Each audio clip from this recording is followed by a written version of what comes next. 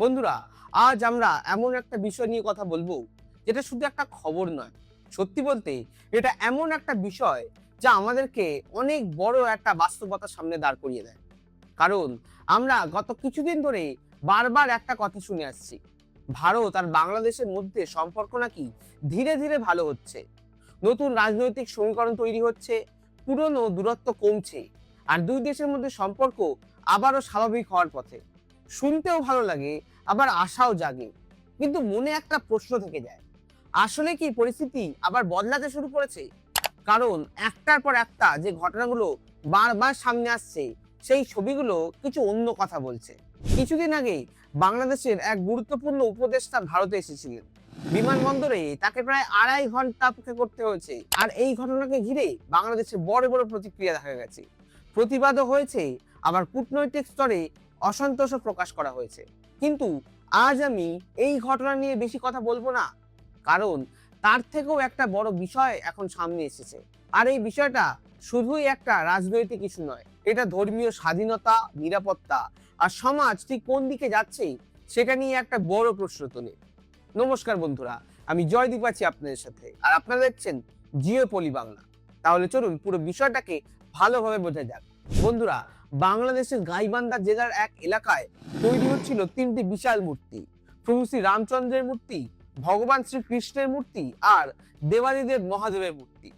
প্রভু শ্রী রামচন্দ্রের মূর্তিটার উচ্চতা ছিল প্রায় 81 ফুট, ভগবান শ্রীকৃষ্ণের মূর্তির উচ্চতা ছিল প্রায় 50 ফুট, আর দেবাদিদেব মহাদেবের মূর্তির উচ্চতা ছিল প্রায় 30 ফুটের কাছাকাছি। এটা শুনে অনেকে বলতে পারেন, তো এটাতে সমস্যাটা কোথায়? তো বন্ধুরা, সমস্যাটা ঠিক এখানেই। সব থেকে গুরুত্বপূর্ণ ব্যাপারটা কি জানেন? এটা কোনো সরকারি প্রকল্প ছিল না। সরকার এটাতে একটা পয়সাও দিচ্ছে না, কিংবা কোনো বড় সংস্থাও এটাতে টাকা ঢালছে না।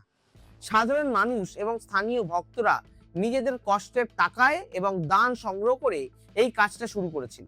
মানে মানুষ নিজের বিশ্বাস থেকে একটা স্বপ্ন গড়ছিল, আর তার কাজ প্রায় 80% শেষও হয়ে গেছিল।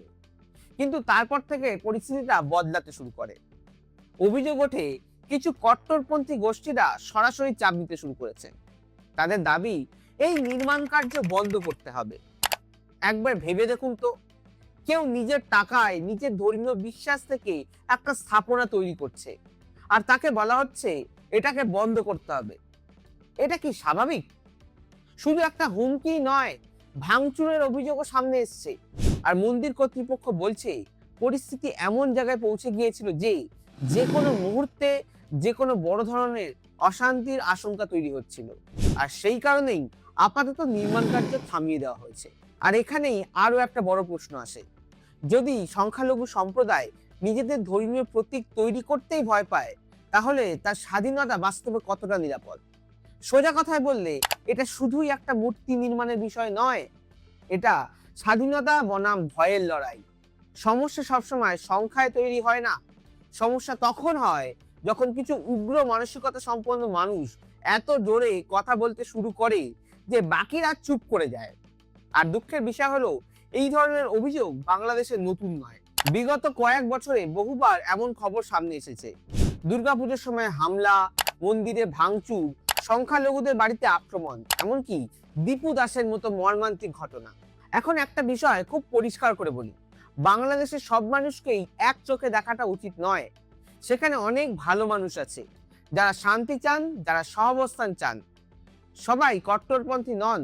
বরং এই ঘটনায় ঢাকা বিশ্ববিদ্যালয়ের কিছু ছাত্ররা সামনে এসে বলেছেন, ধর্মীয় স্বাধীনতা সবার অধিকার, নির্মাণ কার্য বন্ধ হওয়াটা উচিত হয়নি। কিন্তু সমস্যাটা অন্য জায়গায়।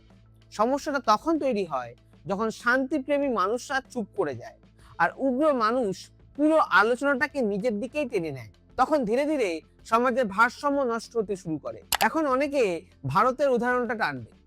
ভারতেও সমস্যা আছে, সংঘাত আছে, কিন্তু ভারতের সাথে বাংলাদেশের একটা বড় পার্থক্য আছে।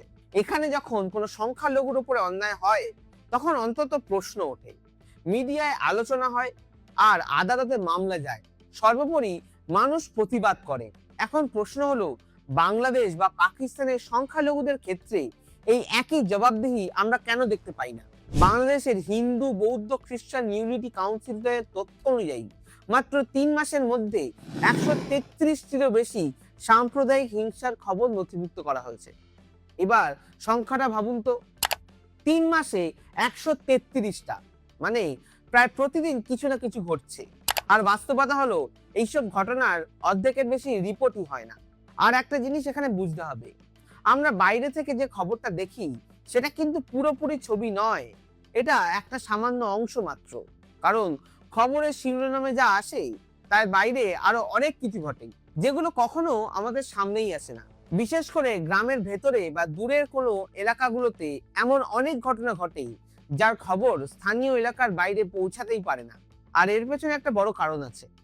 কারণ অনেক মানুষ অভিযোগই করতে চায় না, কারণ তাদের মনে একটা ধারণা তৈরি হয়েছে অভিযোগ করেও বিশেষ কিছু হবে না। আর মানুষ যখন ধীরে ধীরে এই বিশ্বাসটা হারাতে শুরু করে, তখন সেখান থেকেই জন্ম নেয় একটা নীরব ভয়ের। এই নীরব ভয় সব থেকে ভয়ানক, কারণ এটা বাইরে থেকে সহজে চোখে পড়ে না, কিন্তু ভেতর থেকে এটা একটা সমাজকে একদম দুর্বল করে দেয়। এই কারণেই তাসরিমা নাসরিন বহুদিন ধরে সতর্ক করেছেন। তার কথায় যখন কট্টরপন্থীরা বাড়তে শুরু করে, তখন সবার আগে কমতে থাকে স্থিতিশীলতা। আর ইতিহাস আমাদের বারবার এই কথা মনে করিয়ে দিয়েছে। তাই এখন সবার নজর বাংলাদেশের নেতৃত্বের দিকে। কারণ একটা সময় শুধু বক্তব্য দিলেই হয় না, মানুষকে ভরসা দিতে হয়, স্পষ্ট করে জানাতে হয় রাষ্ট্র সবার, আর এখানে কোনো মানুষকে ভয় নিয়ে বেঁচে থাকতে হবে না। আর সেই কারণেই বলছি, বিষয়টা শুধু একটা মূর্তি নিয়ে নয়, আসল প্রশ্ন হলো আগামী দিনে সমাজ কোন দিকে এগিয়ে যাবে। মানুষ কি নিজের বিশ্বাস নিয়ে নিরাপদে থাকবে, নাকি এমন একটা সময় আসবে যখন ভয়টা স্বাভাবিক হয়ে যাবে? এই প্রশ্নের উত্তর তো ভবিষ্যতই দেবে। কিন্তু এ বিষয়ে আপনাদের কি মনে হয়? আপনাদের মতামত নিচে কমেন্টে জানাতে ভুলবেন না। আর ভিডিওটি ভালো লাগলে ভিডিওটা লাইক করুন এবং বন্ধুদের সাথে শেয়ার করে দিন। আর চ্যানেলে নতুন হয়ে থাকলে চ্যানেলটিকে সাবস্ক্রাইব করে পাশে থাকা বেল বাটনটিকে অল করতে ভুলবেন না। দেখা হবে পরের ভিডিওতে। জয় হিন্দ, জয় ভারত।